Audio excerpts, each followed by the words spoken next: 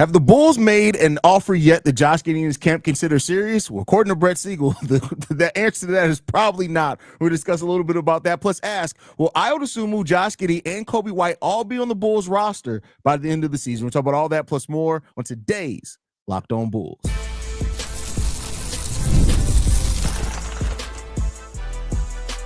You are Locked On Bulls, your daily Chicago Bulls podcast. Part of the Locked On Podcast Network, your team every day.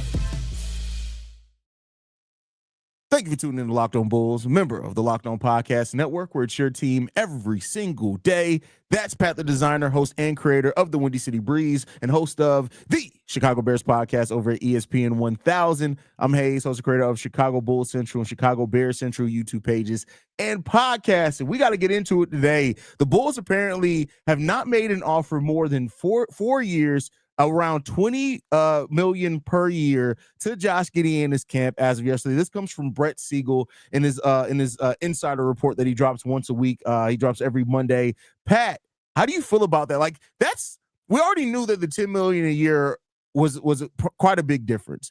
4 years, $20 million. That's only $80 million. That puts that at quite a considerable difference once you start putting the numbers together. Yeah. Now, I get the point of starting a negotiation lower, the other side starting higher. You meet somewhere in the middle. But that seems to be quite a lot. $50 million gap is kind of hard to overcome.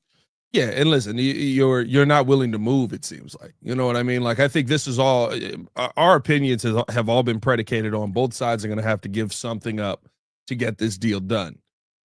If you're locked in at 4 years, $20 million per, that's a I mean, those are deals that they were giving Derrick Rose back in 2008. Like, you know what I mean? Exactly. Like, we're not, you don't really want Josh Giddey. That's what it sounds like. I get the cap flexibility. I understand. And you can go up to $27 million and still have a massive amount of cap flexibility. Again, I continue to ask, who's this big free agent in the summer of 26 that you're looking to go after? I understand having, the opportunity to still be able to navigate the cap and to be able to sign bigger players or to be able to pay other people and still be under the at least the second apron. It seems like they want to be under the first apron here, but at least the second apron. I mean, of course the Bulls want to be under the first tax apron. You think they want to pay any luxury tax? The Bulls don't want to pay nothing. Yeah, I mean, come on. But if you're dug in on 2 or 4 years, $20 million per, and you refuse to move, which is how Siegel made it sound, you don't really want Josh Giddey. You want him to take the qualifying offer. You want him to walk in free agency the next year because you don't really want him to be a part of this team. You just realize you need to make it look good and make a contract offer so that you can come back and say, yeah, well, we've made our best offer and this is what it's going to be. That's how it feels to me, because he's not going to take a 4-year, $20 million offer, even if that is the best opportunity that he can get. He can go on the market and make more than $20 million. Yeah, it seems it is definitely a weird that's the hard line stance. Like, I get it if you say you don't want to pay the $30 million per year. Okay, cool. Like, especially in the free agency where you feel like you can get him less. But I mean, to Brett Siegel's reporting as well, he reported that there's been no serious interest from any other team at that $30 million number. So maybe the Bulls view it and say, listen, if nobody's offering you that, we're not coming close to that. Like, nobody's even fake like they would give you the $30 million. Why would we? Maybe that's the point that they're taking. It still feels like you said, like, it's like, okay, at this point now you're just saying that you're okay losing Josh Giddey for nothing, because that very well could be the outcome of this.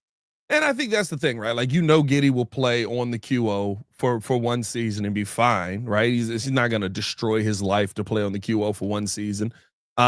He hasn't been an injury-prone player, so I don't think injury is even a concern in his mind. If he plays well, that he's going to get more than the $20 million. I understand the hardline stance of trying to be dug in the sand, but you do also have to maintain a relationship with this player, and this is a clear low ball.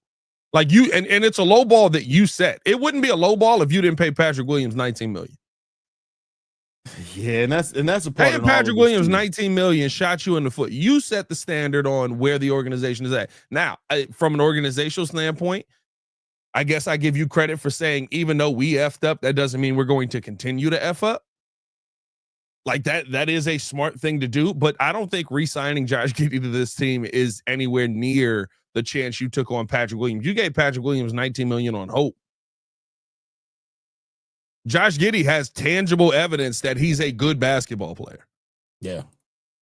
Like, this is not, well, maybe if he ups this production and he takes more shots and he makes this three, then he will turn into this level of player. No, Josh Giddey has gone out there and has put up 25 and has consistently gotten everybody else involved and has consistently been one of your leading rebounders. Not like he's one of the rebounders that grabs rebounds sometimes. He's one of the best rebounders on the team. Yeah, I think he was second in rebounds to Nikola Vucevic, if I'm not mistaken. Like, he's second. It's like the year Jaquan Brisker led us in sacks. It's like what are we doing here? Like, this is a weird, like I told y'all, I like the negotiation tactic if you're fine meeting in the middle. This don't sound like, at least how people have reported it, that the Bulls are really ready to meet in the middle. This sounds like the Bulls are like, we got $20 million for you. I said $20 million. I want to get to this thing here from Motts. He says, I think this is also sending a message that they don't view him as the number one option on the team, which is what we want. Giddey is a glue guy, not a focal point. Giddey's a lot more than a glue guy. Now, he doesn't have to be your main scorer, but I think we talked about this before. Josh Giddey, even during his down, when his scoring wasn't crazy, by himself, when we talk about points generated off assists, was almost 36% of the Bulls' total offense. Yeah. The only other players that have nearly that much of a player's total offense are superstars. So if the Bulls don't view, like, I'm not saying he has to be the best player in the team, and Josh Giddey will tell you, at his best self, he wants to set other people up. He doesn't want to have to do a whole bunch of scoring. But to say that he's not a focal point, if that's where the Bulls' stance are, they're stupid, because there's not a lot of people who can generate almost 40% of your offense off of what they do and not be at least a focal point offensively. It doesn't make any sense. And I think here's the thing too. When you talk about a glue guy, right? The glue holds everything together. Yeah. We don't have anybody that's holding everything together on this team. So if Josh Giddey is the glue guy, I'm not mad at that. By the way, if the glue is, like you said, getting Kobe involved, getting Modest involved, helping Noah Essengay along, Giddey's going to be very important in the development of young pieces. Like, I have a good feeling about Noah Essengay on this team because Josh Giddey, it is very similar to the Bears, right? I feel good about Caleb Williams because I think Ben Johnson knows how to teach him. I feel good about Noah Essengay because I think Josh Giddey knows where to get him the ball and how to make him a better player. The Noah Essengay pick don't work if you got Kobe White with the ball in his hand all the time. It just don't. Like, to me, like, there is a logical progression here. I would assume this still ends with the Bulls having to acquiesce to some of what he wants and getting up to at least 25. But again, like we've heard with the reporting, if you're dug in at this point, you're losing a pretty big part of your team. This is not a piece that you just want to let walk away and you'll be okay with. You won't be okay. There's not another Josh Giddey on this team. I love Trey Jones. Trey Jones can't give you the production that Josh Giddey can. At all. Like, you're giving up a real piece. Yeah, and especially when you just especially AK, Billy Donovan, everybody's talked so much about we now feel like we have our offensive identity. A lot of that goes away if you don't have a point guard like Josh Giddey. It just does. Like, unless you're planning on Modest taking a huge major step as far as being a point forward or something like that, it doesn't. It's just a big chunk of that identity that you're trying to sell people on, that you've established over this past season, that goes away with that. So, it's not to say that Josh Giddey is some superstar caliber player or anything yet, but I tell you what, like, the Bulls don't have that on this team, and losing a 22-year-old player potentially for nothing because of you not in a time period where your books are clear, it would seem counterproductive to what it seems like the Bulls are trying to get to with this. And all the cap space in the world don't mean anything if you don't have nobody that a player wants to play with. Nobody's going to look at the Bulls. We've seen it. We've been here before. Look at the Bulls and say, I want to go play for the franchise. Now, maybe they'll look and say, I like what they're doing down there. I want to go play with these guys. Yeah. We don't have those guys yet. And ain't nobody, I can tell you right, there's not a single star level player in the NBA that wants to come play with the Bulls because of the franchise, of it being Michael Jordan's franchise in the Chicago Bulls. Yeah. It hasn't worked for us for 30 years. It's not going to change now. This is a great comment by Carlos. He said, it's crazy because most of us were stoked the front office was playing hardball, but now they just look foolish. Because it's like, yeah, cool. it's like, You're standing up don't for give yourself. him 30 Now million. you're doing a little bit too much. Bro, Like, you know what I mean? You got a little too much dip on your chip. You know what I mean? Like yo, I'm fine with you not giving them 30 million. I'm fine with you saying we don't want to be there. We want to be somewhere down here. You're a little too low. Yeah. You know what it was? AK heard us and he got a little too hype and he said, don't go no higher. Exactly. You said They what? rocking with it. Well, Don't go no higher. Hey, if the contract comes the day into 25, I ain't gonna lie to you. He definitely listened. He was like, oh, they say we was tweaking. All right, let's get it done. yeah, listen, 25 plus incentives, I feel like is a fair deal. That's a fair deal. I think it's a fair deal. Fair deal. But we shall see. We're going to keep talking about fair deals that may come down because the question that we have next, I'm going to throw to Pat, is will Ayo Dosunmu, Josh Giddey, and Kobe White all be on the Bulls by this time next season? We're talking about all that. But first, we got to get into the message from Monarch Money. Ever wish managing your money felt easier? With Monarch Money, it can. Whether you're growing your savings or planning a big purchase, Monarch puts you in the driver's seat. It's like having your own personal CFO, giving you full visibility and control over your finances. Monarch Money is more than just a budgeting app. It's a complete financial command center. You can track all your accounts, investments, and spending all in one place. So in addition to managing your money, you're also building wealth.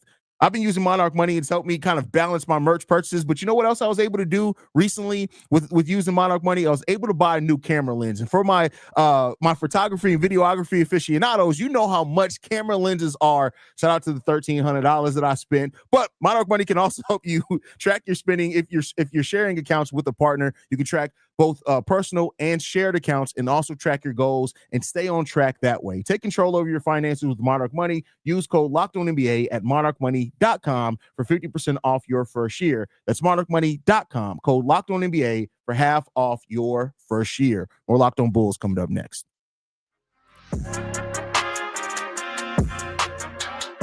Camera lenses, bro. Why are they so damn expensive? That's a problem. It's definitely a problem. Yeah, and especially when you got a full frame camera, it's ridiculous. But with that said, Pat, Ayo Dosunmu, Josh Giddey, Kobe White. These are the three players that are kind of the biggest contract decisions by the Bulls over the next calendar year, next 12 months. The question I want to throw to you is what percentage, you can even get a percentage, you can just say flat out yes or no. Ayo, Giddey, and Kobe, will they all be on the roster this time next year? 75%. Okay. I think that, listen, it's clear that AK is trying to go through kind of this hardball process. I don't think any of them are at a point where they're going to make stupid money, right? Like Kobe White's not getting $50 million on his next deal. Ayo Dosunmu, we talked about it, right? He's probably living around that Patrick Williams money. These are players that if you keep them, now Giddey is the question mark, which I think this is going to get done. But the one thing for me is that I think that none of them are expensive enough that you have to move on from them, especially if you feel like Modest is going to be the guy that takes that next step this season, especially if you feel like Noah Essengay can be that player who reaches the ceiling that we think he can. Those are two pieces on rookie deals that you don't have to worry about for a while. And hopefully by the time you have to pay them, it's worth it to say, bet, let's go into this first apron. Like having I said this last year, the Bulls have a perfect team for somebody to become a superstar. Like we go from looking at this team like, nice, 42 wins, be competitive, yada, yada, yada, to if Modest finds a way to actually take like a massive step and take on more of the pressure and become, a true number one in this NBA, all of a sudden we're like, man, you got a bench unit with Ayo Dosunmu and Trey Jones and Pat Wills maybe not as useless, and you got Kobe White in the lineup. You got I tried. You got now that was the most ridiculous thing you said in a while. Patrick Williams not as useless. I would love to see, maybe not as useless, bro. No expectations on him no more. You know what I mean? Like you ever see something and you be like, that's finna be trash, and then you take a bite of it and you be like, oh, it's not that bad. Okay, yeah. Like that's kind of where we at with P. Will. Like now it's just like, he about to be trash, and like if he make 3 suspect layups, we're gonna be like, oh, look at him go. I'm proud of you. Look at how the mighty have fallen is all I can say there. He was never mighty. He's just fallen. He just fell over. There was never a mighty have fallen. He wasn't even anywhere close to mighty. That's Mighty Mouse, maybe. That's crazy. But accurate. But yeah, man, no, I think they'll be on the team because I think the path that the Bulls are going down is hey, we got one with Modest Buzelis, and we'll see if that ends up playing out true. But if it does, you got a lot of guys that are going to be on very team friendly contracts here. I think this. I'm going to look at this one by one. Josh Giddey, I think, is coming back. Like, I think that all signs point to that. How long is the bigger question than if he's coming back? Kobe, even in Brett Siegel's report that the Bulls have no interest in trading Kobe White. What does that tell you? He's probably staying. Yeah. Ayo Dosunmu, there's been a lot of talk around Ayo Dosunmu. Reportedly, a lot of teams have called on Ayo Dosunmu. AK has not pulled the trigger yet. Now, he could very well be waiting to the trade deadline where the value could be even higher. But I think Ayo's going to also be back. I think that these guys are going to be back, especially if we are a team that can get to 500 this season. Keep in mind, that's only 2 more wins than last year. Oh, AK's keeping everybody at that point. Oh, yeah. Nobody's. Vooch may get a new contract. Nobody's going at that point in time. Listen. You said something that may be the dumbest thing you've said today. He's gonna wait till there's more value. Come on now. You know AK is not waiting till there's more value. He's gonna wait till there's no value left, and then he's gonna trade him for a player. I don't understand why we needed another point guard.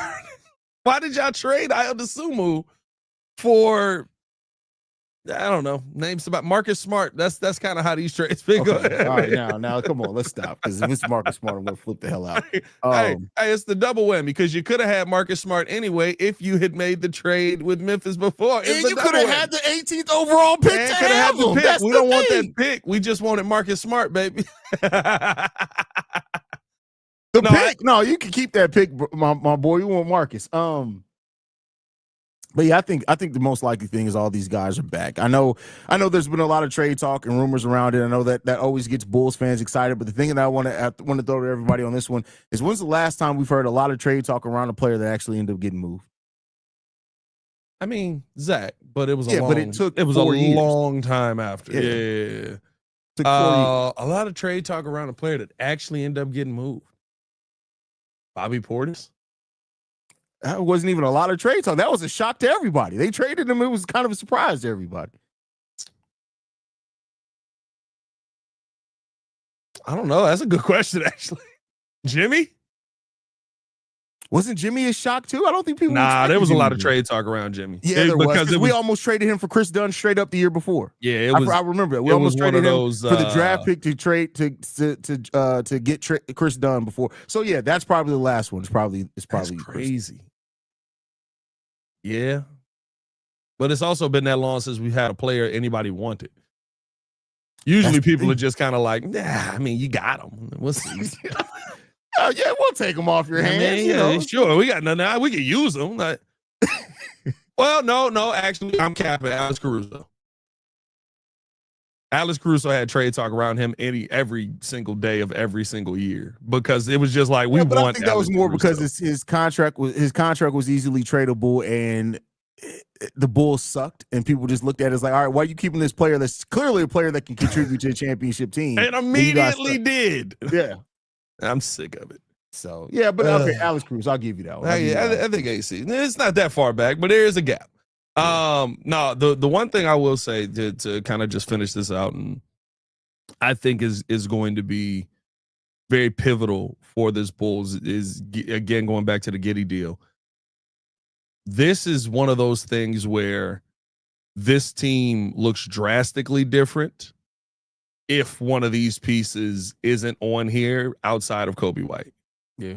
Like, to me, I think your bench unit is in a completely different world if Ayo Dosunmu is not on that bench. I think your starting unit is in a completely different world if Josh Giddey is on that bench. Now, is that a world that you want to live in? I don't know. We'll see. Like, I can't sit here and beat my chest and say, you can't get rid of any of these dudes. You won 39 games last year. But it would be nice to see you actually lock in some team-friendly pieces that I think all these contracts will be, and continue to build, but you got to have the development on the other side of that. So we'll see what ends up happening. We got to talk about which players will surprise us this upcoming season. But first, I have no ad read. So actually there's no but first. We're going to just do this little transition, and we're going to get back into it. We'll be right back right after this.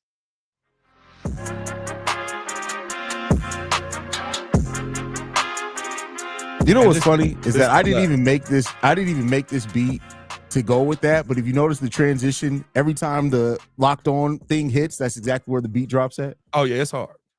Oh yeah, it's hard. Hey, Jamal hitting on this. That's crazy, actually. Same contract Caruso has now. That's crazy, hey, bro. When you think about it, like that's what if that's logic? What if that's his logic? It might be his logic, bro. Yeah, UAC. Hey, we value you tremendously. Yeah, Alex Caruso. You ain't better than him. Is that the fight back? Is that the pushback on it? Like, hey, bro, you're not Alex Caruso. Yeah, that's crazy. Funny. That's crazy. That's funny. But with that last topic today, I want to ask you this, Pat, because it's been up and down with the topics. Which player on the Bulls roster do you think it could be good or bad? I mean, we could go into more trauma and talk about the bad, but which one of these players do you think would players on the Bulls roster could surprise you next season? I'm gonna be honest with you, and it is going into good. I think it's Modest. I think people are expecting Modest to take a simple step. Go from 9 points a game to 15, right? The logical, this is the progression of a player. Mm-hmm. I think Modest is going to be a real focal point of this team. I think that he's going to be somebody who probably is averaging a lot more just because he's getting more looks and more opportunities to go out there and be that guy. He finishes very efficiently around the rim. I don't know if he's improved the 3-point shot a lot. Didn't look like it at Summer League. Modest looked like he's going to be one of those 3-point shooters that has a hot day and then a day where it's like, you should stop shooting. Like every other game is going to be his game where he gets it cracking. But I think that this young man is going to have a step this season that is going to make Bulls fans feel like, wow, somehow through all of the idiocy, AK actually got something right. Shout out to you for doing that. Now I don't know where we go from here, but somehow you figured it out. I truly think Modest is going to have a big step this season. Yeah, I like the pick of Modest. I do think Modest is going to have a big step, but I at this point I don't know if it would surprise me as much. Of course, anytime somebody takes a huge step in year two, it is a little bit shocking. But I want to say if Modest went from 9 to 20, I think we'd all be like, "Hey, what's going on?" Yeah, I want to go something a little bit more shocking. I think, especially in this last year, I think Dalen Terry's gonna make a considerable leap this year. I think that Dalen Terry, I don't know what it is, bro. When I wrote this topic, like I went back and looked at some of Dalen Terry's games at the end of last season, where he started looking like not only did he put it together defensively, but he started understanding like, hey, I could take this dude off the dribble because I'm taller and longer than he is. I think that this could be a season where Dalen could really, and the reason why I say it would be a surprise, because you look at the players that are ahead of Dalen Terry in the rotation: Isaac Okoro, Kevin Huerter, Ayo Dosunmu, maybe even Patrick Williams, Noah Essengate, right? These are guys that could be ahead of him in the rotation. But I think that Dalen not only fits the mold that the Bulls were playing in, we're playing faster. He's a really good passer in transition. In the half court, don't let him pass the ball.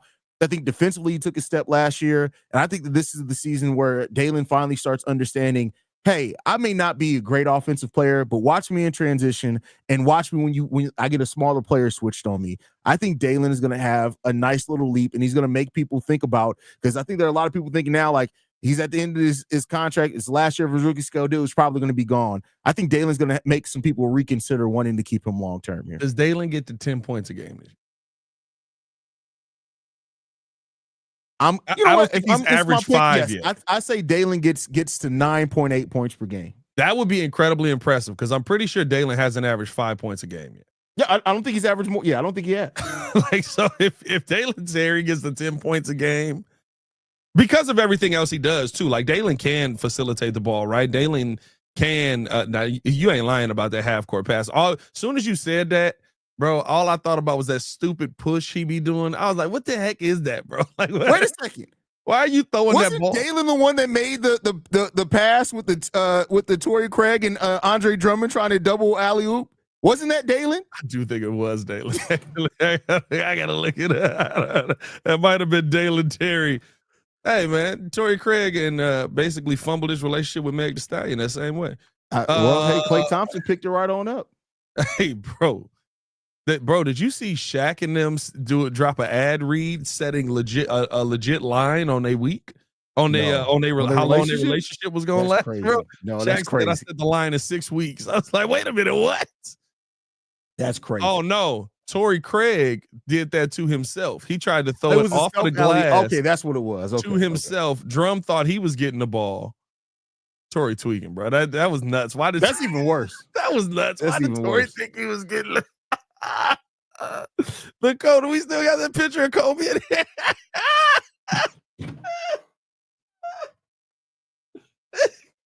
Kobe said, "What the heck, bro? That is hilarious, bro." Oh God, it's never not funny, bro. It's That's never crazy. not funny. That's crazy. Yeah, man. If Dalen Terry get himself to 10 points a game, bro, I'd be very surprised. I'd be very surprised. I don't know. I have that feeling, bro. I have that feeling. Now, it could be gas. And, I just couldn't. It could be gas, like a baby. It was a little gas. It made me smile. Oh, God, bro. Yeah, that I don't know. Maybe Trey Jones. Well, I don't know. Will we be surprised by Trey Jones? I'm trying to think of surprises. Yeah, I don't think so. I don't think there's a lot of people. Only two people that could really surprise, and Julian too. I think Julian, Dalen, and Patrick Williams. Those are like the three players that could surprise me the most this season. Yeah. Or I'll give you one maybe, and it depends on if he's able to find his way on the floor or what it is. Noah Essengay, I think, could surprise us. For sure. If he actually gets on the floor.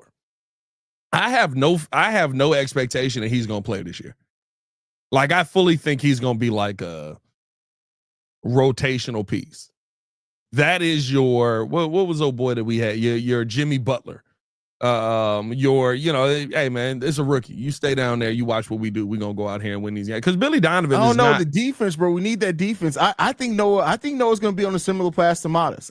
But it's gonna be defensive more than offensive. I think we're gonna need a lot of Noah's defense. Hey, look, I hope so. I hate seeing rookies sit. Dalen Terry, least overall played 18th pick of all time. Still, you know what I mean? Like I would rather see you kind of go through a trial by fire than not. And I think you're on a team that will have your back in that. But man, I think it's if he gets on the floor and he's able to give you a solid, 8 and 10, because he's big as heck. There's no way he's not gonna come away with 10 rebounds. I hope. I guess I should. Don't look into the camera like that. Look at the camera like that. I'm just saying, this is the Bulls, bro. No doubt on Noah, but like our luck just does not go that way. Hey, bro, he's our starting center. We know that, right? Like eventually he's gonna be our starting center. But it's like he's a forward. That's where me and you disagree. I don't think he's ever gonna be a center. Well, maybe small ball center in some lineups, but I don't think he's gonna be a starting center personally. Hey, bro, I don't think they got none of this boy measurements right. Every time I see him on the basketball court, I'm like, this boy not. They got him 6'10", 200 pounds. Ain't no way, bro. He got to be bigger than that. Yeah. But hey, man, appreciate y'all for tuning in and showing love. Hit that like button, subscribe to the page, leave a 5-star review. Y'all know what to do. Follow us on everything at Locked On Bulls. You can follow me on everything at Pat the Designer. You guys can follow me at CEO Hayes. Locked On Bulls is free and available on every podcasting app and platform of your choice, as well as YouTube, the Odyssey app, Amazon Fire TV, Roku TV, Fubo TV. Basically, anywhere you want us, you can get it. We'll see you guys bright and early tomorrow morning, y'all. Peace. Peace.